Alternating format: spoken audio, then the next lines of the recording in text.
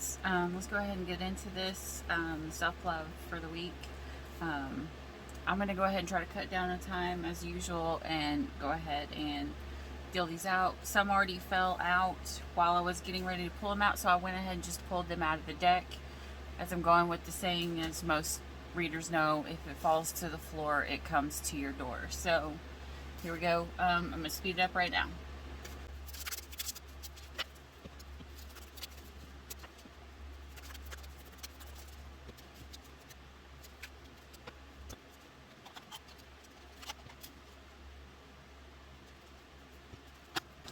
Our weekly challenge is learn from the mirror of relationships. It's been said that the three greatest mysteries of the world are air to the birds, water to the fish, and man unto himself. What this means is that oftentimes the things that we're most familiar with are the hardest to understand. It can be difficult to take an honest assessment of ourselves because we lack an objective perspective. Looking at ourselves through the eyes of others gives us a better understanding of our strengths, our limitations, and our potentials. By embracing the perspective of another, we can discover aspects of ourselves that are hidden from our own view. This week, use the mirror of relationships to gain insight into yourself. And I'm not going to read that because I've seen it before and it's just kind of weird. Okay, so last week we were supposed to look at others through a different perspective, through their eyes. This week we're being called to look at ourselves through the eyes of others. Okay, and these fell out on the floor as well. And this was telling me, you know, the bird one, see something from a higher perspective, so see ourselves from a higher perspective.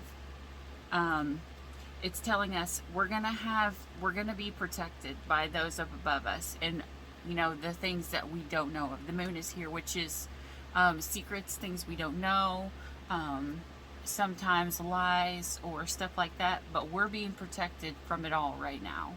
Okay, and that's because there's something that's coming, and it's only coming in divine timing. You see the clock right there, so that's telling you we're not going to know because there's the moon again.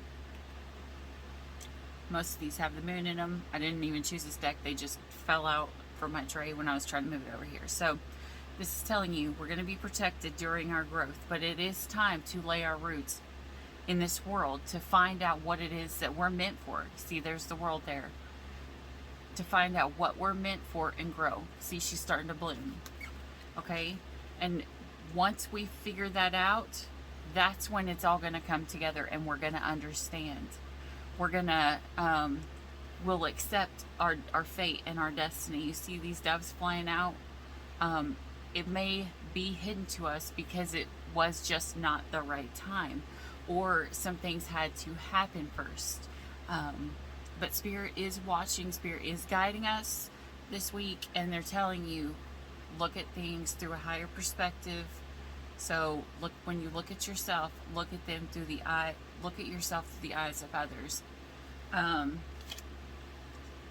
the flame card, that the spark card, is just listen. Okay, just listen.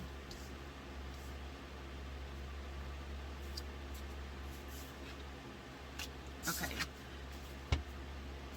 Here is also what you're supposed to be listening to. Okay, you got just listen, then you got the heart. So it's telling you to listen with the heart. See things from your heart space and not from your mind. A lot of times our mind will lie to us, but our heart never. Our heart knows what it feels. A heart has no brain, it just feels what it's supposed to feel. Okay?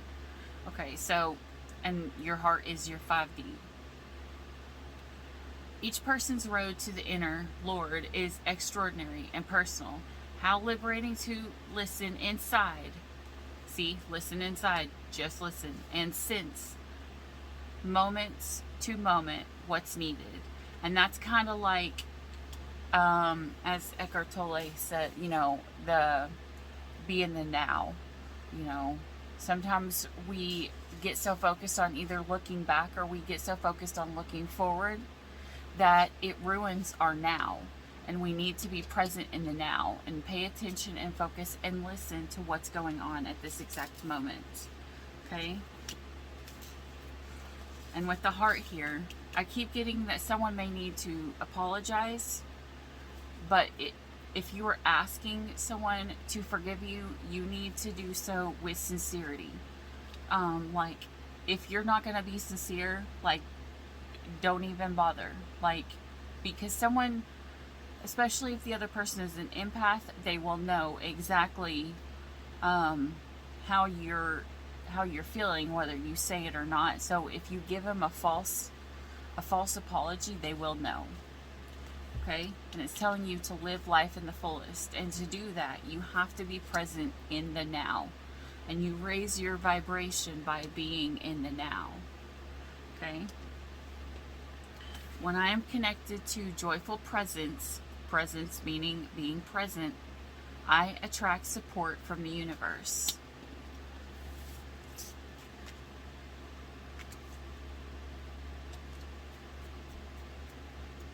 Okay. I am a vibrational being. These are your law of attraction cards. I am a vibrational being in a vibrational universe. I was talking about this earlier, actually, because our vibe, or the whole world is nothing more than a giant vibe, okay? And so it's kind of like a bat's echo. You know, the bat is attracted to the echo or the waves of the thing, so it knows where to go. So just like that, we can't see the waves of others, but we can like sense them through our 5D, and that's how we pull people in, or we are attracted to others through their vibe. So if you want a higher quality person, if you want to attract higher quality people, you yourself have to set yourself apart and start to vibe higher. And to vibe higher, a lot of times you have to do healing work, which is not fun. Might put you in a low vibe for a little while, but once you come out of that healing, you're ultimately just gonna like vibe to the sky, okay? You live in the pulsating, vibrating universe of advanced harmonics. Everything that exists in your air, in your dirt, in your water, in your bodies is a vibration in motion, and all of it is managed by the powerful law of attraction. There is nothing that exists outside of the vibrational nature, and as you learn to accept your vibrational nature and begin to consciously utilize your emotional vibrational indicators, you will gain a conscious control of your personal creations and the outcomes of your life experience. And that's pretty much what that's saying right there, is once we start to vibe higher and we start to control our vibe based upon being in the presence of in the now, that's how we will draw in good people, or we will draw in bad people. If you're in a low vibe, you're going to bring in low vibrational people, which usually that will be a trauma bond. If you start dating someone to try to get over somebody else, more than likely you're going to call in someone who is a low vibe, and it is going to create a trauma bond. Now, if you sleep with that person, not only do you pull their vibe and stay on their vibe, but you also pull their karma. And if they have very bad karma, you are going to reap very bad karma. If they are not a nice person, that's why you've got to protect your energy. You can't just go around sleeping with everybody, no matter how fun it is. You can't, because it will literally put you on a path that will set you in, like, it will hold you back from your full potential. Because some people may go around sleeping with everybody and they may have a certain level of potential, but what they could have drawn in if they weren't would have been 1,000 times more. Okay? Because sometimes you look at people and they have a lot of money, or it seems like things are going great for them, but in their mind they're not. Things are going awful for them, you know? And I always relate this to, at one point, one of my friends was married, and I had been divorced for like, I don't know, like 5 or 6 years at this time. And they were like, I want to live vicariously through you because you're dating all these people and these guys are hot, and like, I try to live my life through you. And I'm like, no, don't. I'm like, dating is awful. I hate it. I don't care if guys are hot or if it seems nice on the outside. My goal is to get where you are. Like, be grateful for what you have. Like, I know that I will probably always not really take in how great it is to date, because I am so weird when I date. Everybody tells you, like, before I get into a full-blown relationship, I'm just awkward. I make things weird. I don't know how to ask. You know, it's kind of like that saying, I don't know where to put my hands. That's me, okay? Like, I feel uncomfortable. I feel unsafe. And if I feel unsafe, it's not okay. Like, I was married at one time for 11 years. And I will tell you, I felt more free and more happy and more peace in my relationship, even though things went wrong. And it turned out that my husband had a twin that he was supposed to come into alignment with, which he just married this month actually. And he was supposed to help me bring my kids in, because I had a tumor that, had I not had my children at a real early age, I would not have children now. And so, you know, all things happen for a reason, but, you know, I wanted that. So I will probably always take for granted the dating, because I hate dating. In fact, if I could go just straight from being single to being married, I'm not even gonna lie, I would take that option. I'd be like, okay, let's go. Not right now though, because right now I'm still trying to work on myself, and I'm not trying to pull in someone who's just at the vibe I'm at. I'm trying to get as high as I can go by healing all that I've got to heal and attract in, you know. Like, I have a twin out there, and I found him, and so I had always all my life felt like I was searching for someone, or that I was alone. But then when I met my twin, that made me understand what that feeling truly was. And so that will actually help me along my path, whether me and my twin ever talk again or we never talk again. That's okay. You know, his journey is his journey, and I'm not going to push him to do something that he doesn't want. However, going forward in life, I won't have that wondering or that longing or that question of why I feel this way. I will know. And actually, it's been gone since I've met him, even while we were in separation, because once you come in contact with your twin, there is no true separation. But everything happens for a reason. But I want to vibe higher. I don't vibe high when I'm dating. In fact, I tend to get into a dating mode and my vibe goes to the bottom, because I feel unsafe, I feel insecure, I feel like I'm not good enough. And it could be the people that I brought in, because a long time ago I would go from one relationship to the next, to the next, to the next. And it's not till like the past maybe like 3 years.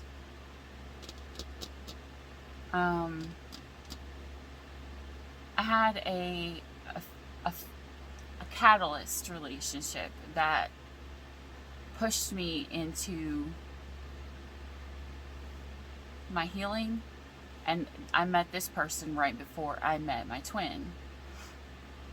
And so the time that I met the catalyst and we split up, that was really, really hard. And so after that person, I didn't really want to date, and I did not even talk to no one. In fact, I blocked all my social media and everything, and cut everything off. And I met my twin accidentally online, but accidentally. But anyways, and so with me, dating is like low vibe energy for me, because I don't trust dating. I don't feel safe. I feel like you're on a chain while you're dating. It's weird. I would, you know, in the 11 years that I was married, I felt free. I felt like I was connected, but that I had freedom. And with me, I'm a Virgo sun and an Aquarius moon. So I'm like complete opposites. I want structure and I want stability, but I want to be able to have my freedom. But dating, no. Dating is awful for me. Like, I hate dating. Everybody who I've been in relationships with will probably tell you I am awful to date, but once you get me in a full-blown relationship, then I'm great. Like, or at least I settle down mentally, emotionally, whatever. Like, I feel safe. Once you make me feel safe, I'm okay. But yeah, so I've been single for a little over a year since I've met my twin and we separated, I guess. Like, I met my soulmate that was supposed to come in, and that went awful. That went so awful. And so I'm like, no. Like,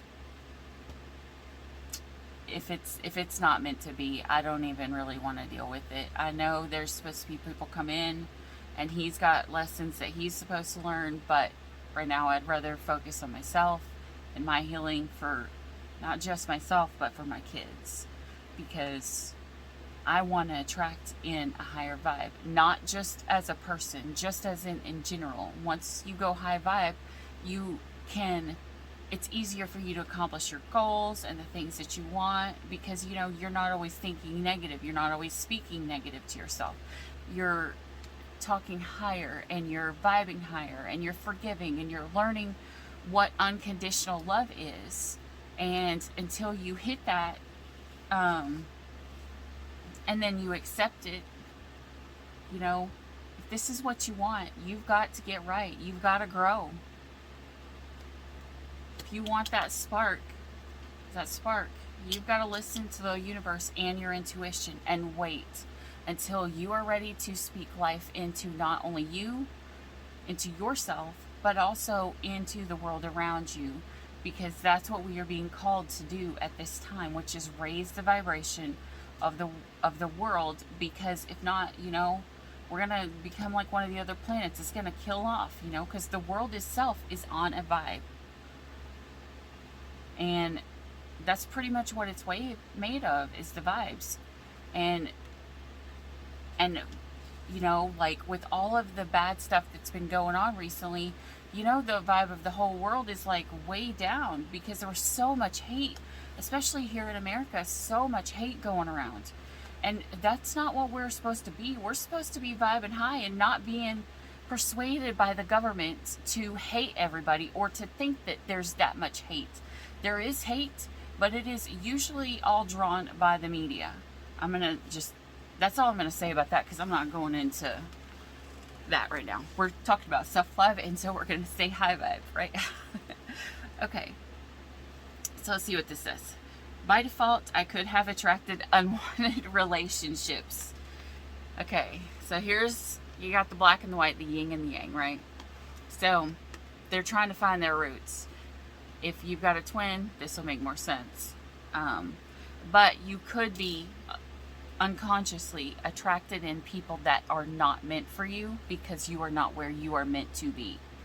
Many of the relationships or experiences you have attracted, you would not have deliberately attracted if you had been doing it on purpose. But much of our attention is not done by deliberate intent, but rather by default. It is important to understand that you get what you think about, whether you want it or not.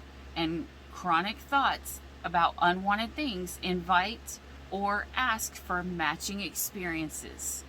That the law of attraction makes it so. Because your thoughts become your reality.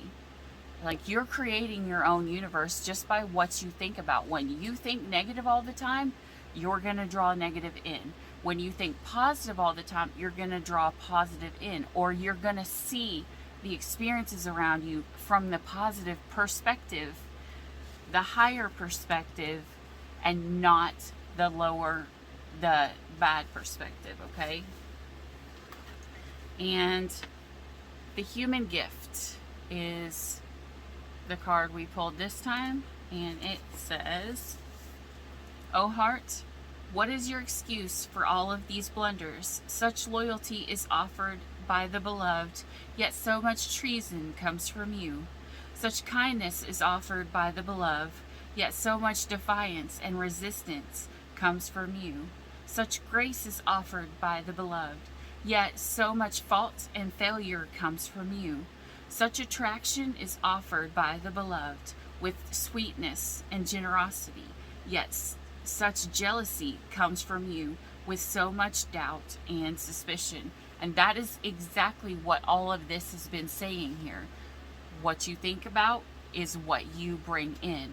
When God gives you something that is supposed to be a gift, we start to doubt and wonder if it's really for us, or if we're good enough for it, or if they're a good person, or if we even like them. What is meant for you is meant for you. It is meant for you on purpose, because that is what you need. Not always what you want at first, because a lot of times, as I said, a lot of times the first impression is not what truly is, right? So sometimes God will give us what we need, but we don't fully see what it is until we get into it and we go along with it, and we see that is not only what we needed, but it will also become what we wanted. Okay? Because God can see the bigger picture. We can't. We can only see it from a small perspective because we're small.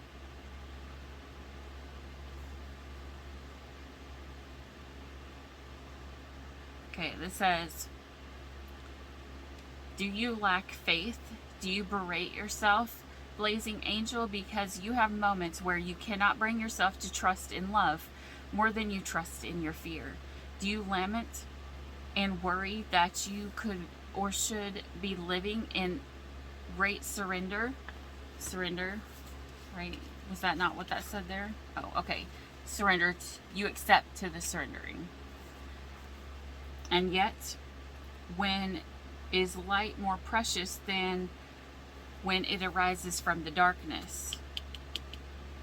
When is trust more admirable than when it involves an uncertain yet bold leap of faith?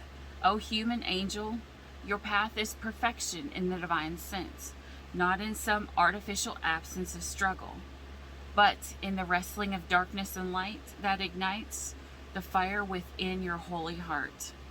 So rise up now from your doubts and admonishments, and let your human self be loved.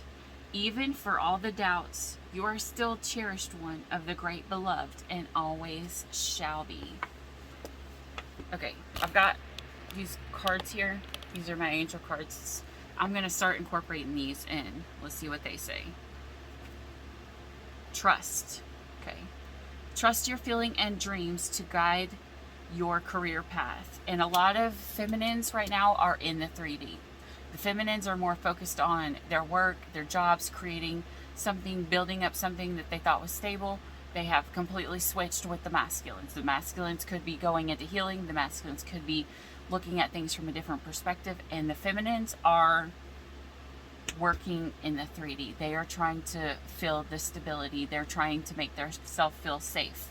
So this is telling you within your path of getting to the point where you feel safe, trust in God, trust in the divine to lead you, to guide you to where you are meant to be. Okay?